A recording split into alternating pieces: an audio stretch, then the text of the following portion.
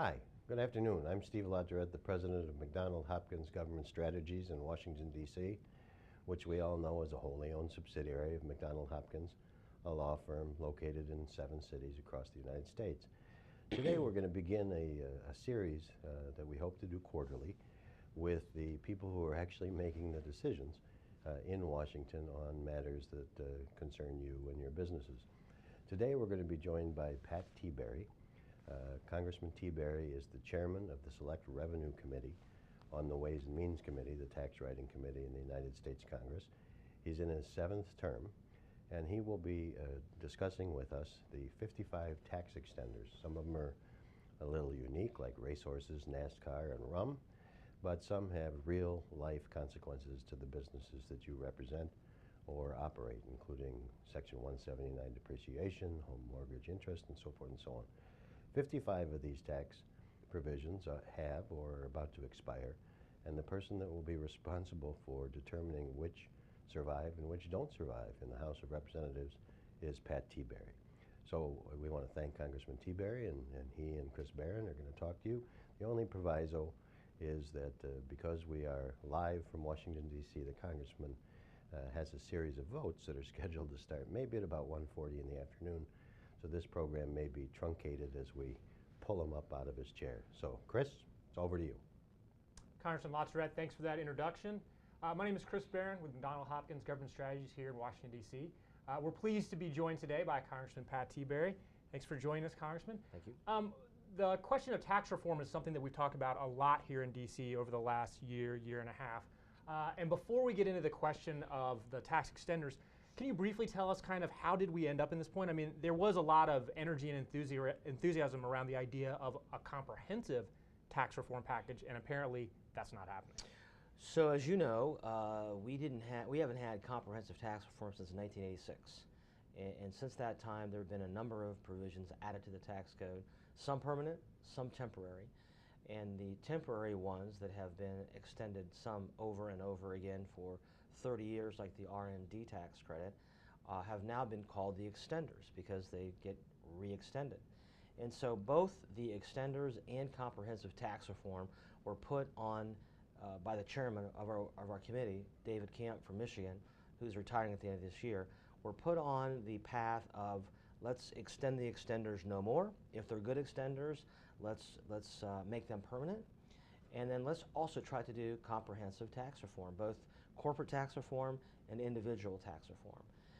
And there are a lot of reasons for that I won't go into today. And so when he became chairman at the beginning of the Congress back in January of 2011, he immediately began the process of trying to do 2 things. One, make the extenders, the ones that are working, the ones that create economic growth, the ones that have broad applicable use across the country, that are more national than regional, let's make them permanent if they're so good, and let's do comprehensive tax reform.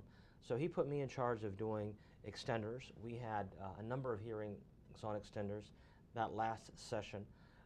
We had little working groups on the extenders, a lot of testimony on the value of extenders. Some extenders are more popular than others. Some are less popular than others.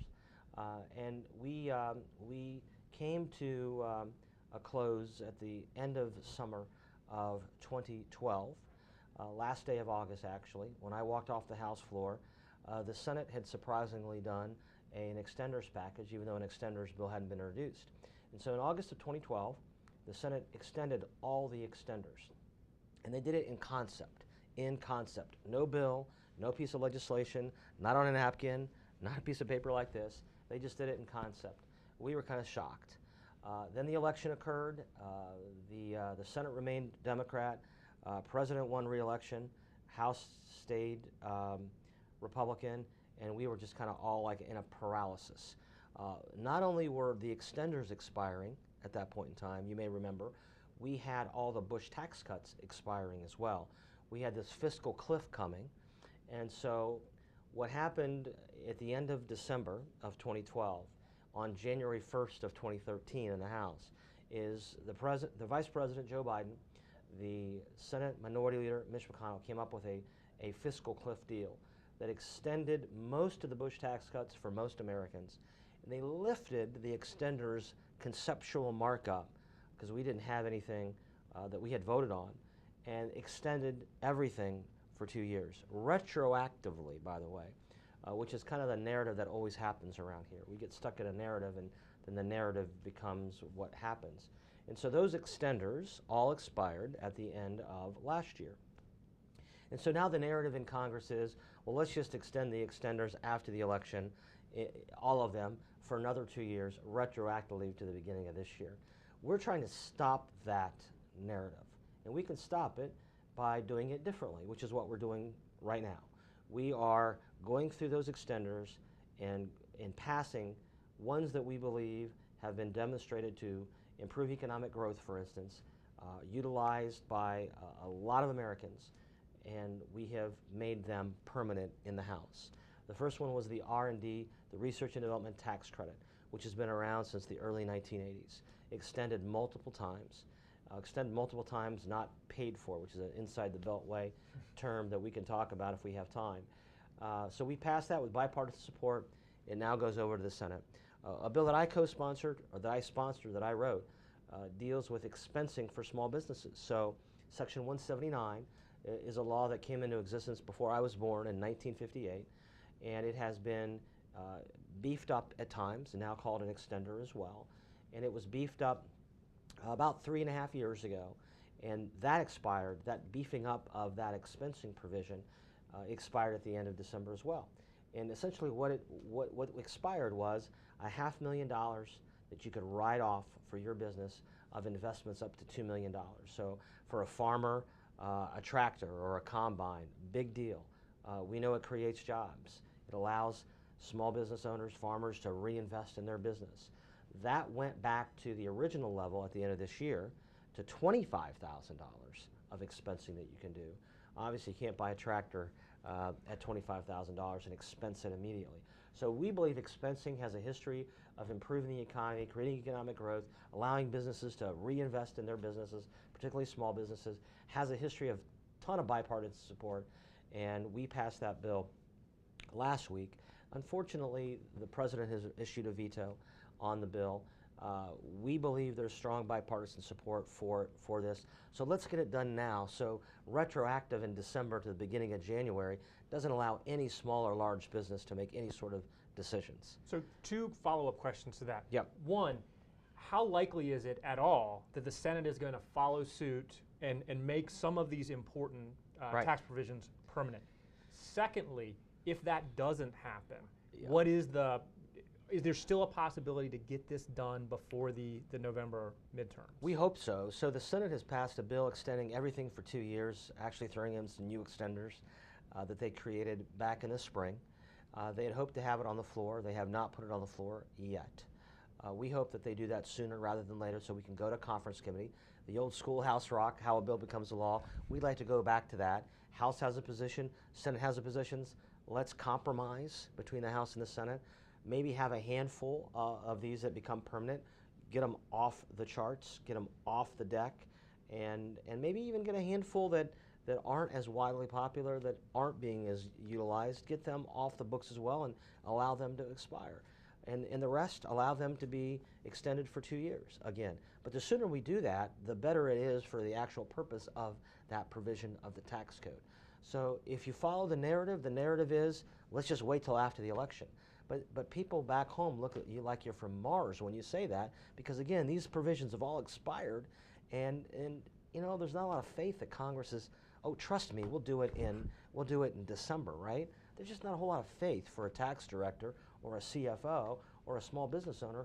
Trust us, we'll do it retroactively. It's just very bad policy. So that's the extenders debate. So you think that even if the Senate doesn't follow suit and make some of these permanent, you think that it's still possible that we get extenders done before the elections, that we're not looking at trying to, because I know the lame duck becomes that period where everyone thinks let's cram everything in there. Exactly right. And I hear it now, the list of things that they're already talking about having in the lame duck assumes that we're going to have a full session out of a lame duck. It becomes the narrative, and we get trapped into falling into the narrative. The good news is that there are some Democrats, including Dick Durbin from Illinois, who is open to to doing some of these permanent. Dianne Feinstein, Senator from California, open. These are Democrat leaders open to doing these permanent. Not all of them, but some of them. And so there's bipartisan support in the House for doing it permanent. The reason why we got to this point in terms of flipping to comprehensive extender reform rather than tax reform is kind of what happened in the House was, so Dave Camp moved forward on comprehensive tax reform, had a partner in the Senate by the name of Max Baucus, Senate Finance Chairman at the time from Montana. He decided at the end of the year that he was going to accept, end of last year, an ambassadorship that the President asked him to go to, and that's to China, American ambassador to China. And that kind of helped create a stop to the train of comprehensive tax reform. And what we have found out, Chris, is for all the work the House did and Chairman Camp did to try to move the ball forward and provide leadership, if you don't have presidential leadership, really hard to do. Even when you had a partner in the Senate, and he may have only been a partner of one in the Senate in terms of Max Baucus, really hard to push that ball uphill without any leadership from the President, Department of Treasury, the administration. When you look at 1986, the beauty of 1986 as a model was you had a Democrat House, you had a Republican Senate, you had a Republican White House, so you had divided government, but you had leadership from the White House, you had leadership from the Senate leadership, and you had leadership from the House. Why do you think it is that we have seen such little leadership from the President on extenders? Or on taxes? Yeah, it's been really challenging. We have a problem where today we have multinational American companies headquartered in my state of Ohio who compete around the world and pay the highest tax rate in the industrialized world. And that has an impact on those hometown jobs in Columbus, Ohio. It has an impact on the taxes they pay, on money they bring back. They get double taxed. So if you're an American company competing around the world, you are competitively disadvantaged by our tax code.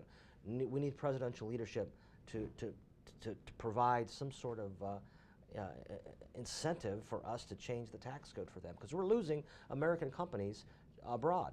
And small businesses are paying a higher tax than they have in the last 15 years to the federal government. So I know that we've got to cut this short because you've got to go actually do your public Vote. Service here and vote. But the last question is going to be a little bit of a multi-tiered one. One of the 55 provisions, can you give me just a handful that you think are kind of the most important, that you think no matter what these get through? And can you give me a couple that are going to be the most divisive? Because I know we've heard a lot of conversation about the alternative energy provisions and those kind of firing folks up on both sides. Yeah, that's a really great question. So when we did our hearings on the extenders, anybody could come in and testify, both members and the public. The clear winner in terms of the most popular was the production tax credit. The clear loser in terms of the most controversial was the production tax credit. It got people on both sides fired up. And by the way, it wasn't ideological. We had the most conservative guy in the House, Steve King from Iowa, argue on its behalf. And then we had much less conservative folks arguing to get rid of it. It was fascinating. But in terms of ones that are not much disagreement on that are popular, R&D was probably the number one, research and development, because those jobs, whether they're in New Jersey, Ohio, California, high-paying jobs all around the world. They don't have to be here. They can be anywhere. So the research and development tax credit, one of the most popular. The one that I sponsored, expensing for small business, another very popular. That's why we've done those two. Very little objection to either of those. How about the home mortgage insurance deduction? Yeah, I'm a former realtor. Obviously, I get it. I'm a co-sponsor of the bill. Not much opposition, but less support other than from traditional groups. There isn't as much support like R&D or 179, but one that has real consequences, by the way, on the street when a couple chooses to go through foreclosure rather than a short sale because of the tax consequences. It's a problem. Well, we'll definitely be watching this as things unfold over the weeks and months ahead. Any last words of wisdom, any last thing you want to let us know that we should be looking forward? For you and your clients, I think the one big thing that you can do is help us change the narrative.